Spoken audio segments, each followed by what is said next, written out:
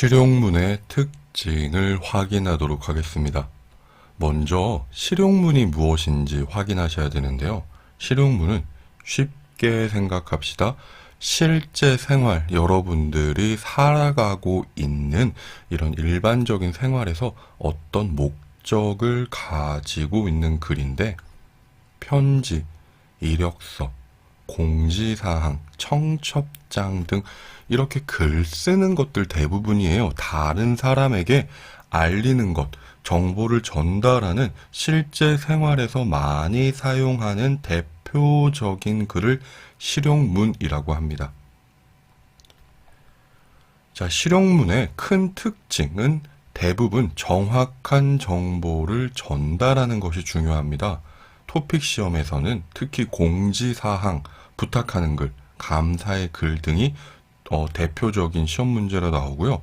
요즘에는 추천서 써주세요. 혹은 선생님 우리 다음 주 반 모임이 있는데 오실 수 있으세요? 이런 초대하는 글들도 토픽 시험에 많이 등장하고 있는데, 특징을 살펴보면 객관적인 정보를 전달하는 건 이게 가장 중요한 특징이라는 거예요. 예를 들어서 공지사항이다. 이번 주 토요일에 기숙사 공사가 있습니다.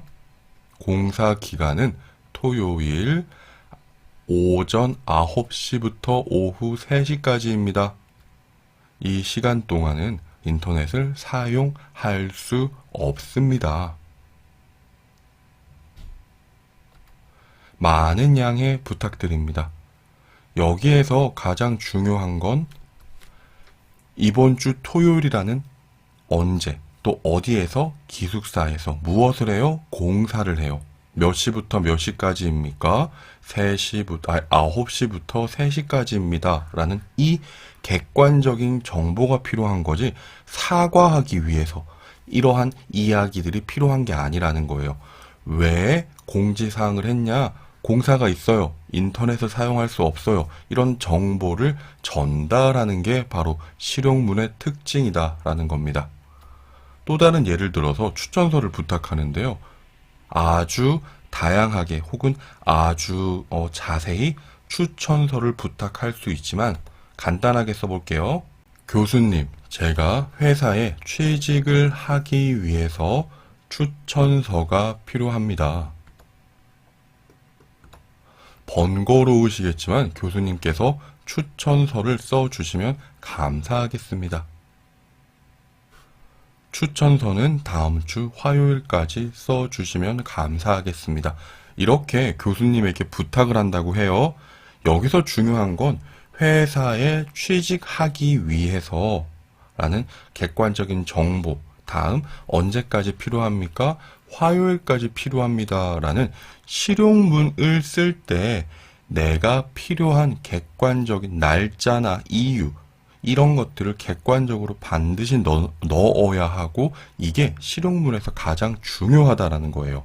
물론 다른 감사의 표현을 예쁘게 추가할 수는 있지만 실용문, 토픽 시험에서 원하는 객관적인 정보를 파악하는 글에서는 노랗게 표시된 두 개가 제일 중요하다라는 겁니다.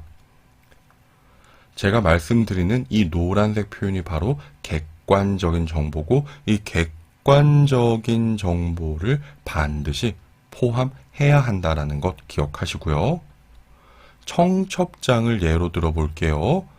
다른 길을 걸어온 저희 두 사람이 같은 곳을 보고 걸으려고 합니다.